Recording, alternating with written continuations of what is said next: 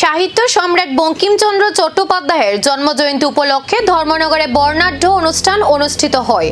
আলোচনা, কুইজ ও সাংস্কৃতিক পরিবেশনায় মুখর হয়ে ওঠে অনুষ্ঠানস্থল। উত্তর ত্রিপুরার ধর্মনগরের অর্ধেন্দু ভট্টাচার্য স্মৃতি ভবনে তথ্য ও সংস্কৃতি দপ্তর ও বিদ্যালয় শিক্ষা দপ্তরের যৌথ উদ্যোগে এই আয়োজন করা হয়। অনুষ্ঠানে আলোচনা চক্র, কুইজ প্রতিযোগিতা ও সাংস্কৃতিক পরিবেশনের মাধ্যমে বঙ্কিমচন্দ্রের জীবন ও সাহিত্য কীর্তি স্মরণ করা হয়।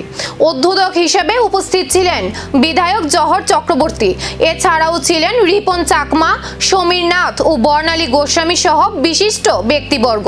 উদ্বোধনী বক্তব্যে বঙ্কিমচন্দ্রের সাহিত্য ও দেশপ্রেম নিয়ে আলোচনা করা হয়। পরে কুইজ ও সাংস্কৃতিক অনুষ্ঠানের মাধ্যমে জন্মজয়ন্তী উদযাপন সম্পন্ন হয়। বিশ্বকবি রবীন্দ্রনাথ ঠাকুরকে নিয়ে চর্চা করা, এগুলো চর্চার বিষয়। আজকের দিনে ছোট ছোট পুস্তিকা রয়েছে, আমরা গুগলে খুললেও আমরা সেগুলো পেয়ে যাই। বঙ্কিমচন্দ্রের যে উপন্যাস ছোট ছোট চটি বই হিসেবে পাওয়া যায়, এগুলোর মধ্যে কিন্তু আমাদের ভারতবর্ষে কৃষ্টি সংস্কৃতির বিষয়গুলো লুকিয়ে আছে। বঙ্কিমচন্দ্র ছিলেন একজন স্বাধীনতা সংগ্রামী।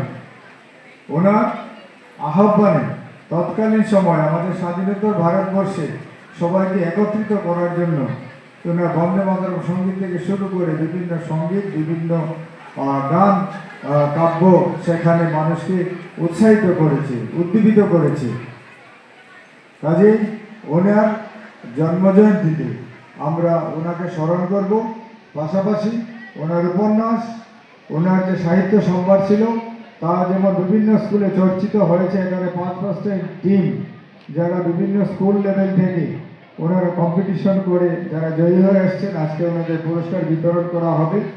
এবং আমার অনুরোধ থাকবে এইভাবে যাতে প্রতি বছর সাহিত্য সম্রাট বঙ্কিমচন্দ্রকে নিয়ে আলোচনা স্কুলে, কলেজ লেভেলে অনুষ্ঠিত হয়, যাতে আমাদের স্কুলের ছাত্রছাত্রীরা, কলেজে পাঠরত ছাত্রছাত্রীরা যাতে বঙ্কিমচন্দ্র সম্পর্কে জানতে পারে, বুঝতে পারে। কারণ বঙ্কিমচন্দ্রকে জানা মানে ভারতবর্ষকে জানা, মানুষকে জানা। এই কাজগুলো যাতে আমাদের বিদ্যালয় স্তরে হয়, তথ্য সংস্কৃতি দপ্তরের কাছে আমার অনুরোধ থাকবে সমস্ত স্কুল, কলেজ স্তর।